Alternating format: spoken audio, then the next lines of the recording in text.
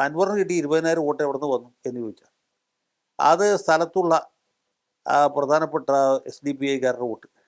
അവരുടെ സ്ഥാനാർത്ഥിക്ക് കഴിഞ്ഞ തവണ കിട്ടിയേക്കാൾ വളരെ കുറവ് വോട്ടാണ് ഇത്തവണ കിട്ടിയത്.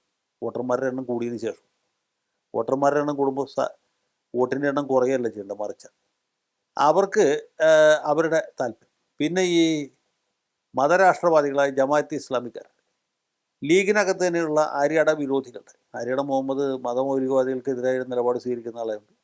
ലീഗ് വിരുദ്ധനായിരുന്നു. അദ്ദേഹത്തോടും കുടുംബത്തോടും ലീഗുകാർ കുറച്ച് പേർക്കെങ്കിലും വലിയ പാകയുണ്ട്. ആ വിഭാഗത്തിൽപ്പെട്ട ആളുകളുടെ വോട്ടാണ്.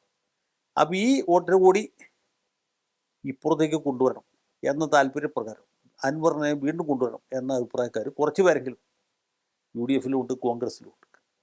അതിന് രണ്ട് ഉദ്ദേശമുള്ളൂ. ഒന്ന്, അൻവർ പ്രതികരിക്കുന്ന ഈ മതരാഷ്ട്രവാദത്തിൻ്റെ അല്ലെങ്കിൽ മതമൗലികവാദത്തിൻ്റെ തീവ്രവാദത്തിൻ്റെ ആ ശക്തികളെ കൂടി സ്വാംശീകരിക്കുക ഒന്ന്.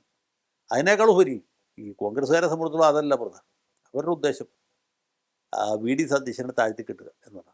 സതീശൻ്റെ ഒരു പ്രഖ്യാപിത ശത്രുവാണെങ്കിൽ പ്രഖ്യാപിത വിരോധിയാണ് അൻവർ എന്നുള്ളതുകൊണ്ട് സതീശൻ ഒരു കാരണവശാലും അംഗീകരിക്കുകയില്ല എന്നുള്ളതുകൊണ്ട് ഈ ഐക്യമുന്നണിയുടെ അടിത്തറ ശക്തിപ്പെടുത്തുക എന്ന ഒരു കാരണം പറഞ്ഞ് അൻവറിനെ കൊണ്ടുവരാം എന്ന അഭിപ്രായം. രണ്ടാമത് ഞാൻ ഈ നേരത്തെ പറഞ്ഞ പോലെ തീവ്ര മതശക്തികളുടെ താല്പര്യം.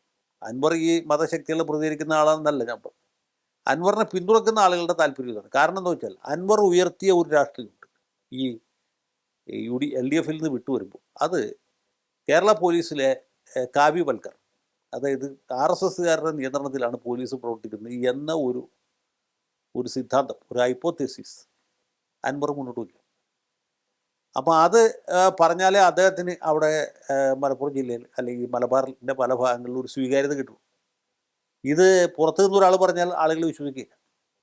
ഇപ്പോൾ VD സതീശൻ പറഞ്ഞാൽ, സണ്ണി ജോസഫ് പറഞ്ഞാൽ, K സുധാകരൻ പറഞ്ഞാൽ, ഇനി കുഞ്ഞാലിക്കുട്ടി പറഞ്ഞാലും, MK മുനീർ പറഞ്ഞാലും ആളുകൾ വിശ്വസിക്കില്ല. കാരണം വെച്ചാൽ അവർ പ്രതിപക്ഷക്കാരായതുകൊണ്ട് എന്തും പറയും എന്ന കാരണത്തിൽ. പക്ഷേ ഇടതുമുന്നണിയുടെ ഭാഗമായിരുന്ന അൻവർ ഇടതുമുന്നണിയിൽ നിന്നുകൊണ്ട് ഈ അഭിപ്രായം ഉന്നയിക്കുക, അതിൻ്റെ പേരിൽ അദ്ദേഹത്തിന് മുന്നണി വിട്ടു പോരേണ്ടി വരും. അപ്പോൾ അൻവറിൻ്റെ വാക്കുകൾക്ക്, അൻവർ മുന്നോട്ട് വെച്ച രാഷ്ട്രീയത്തിന് ഒരു സ്വീകാര്യത.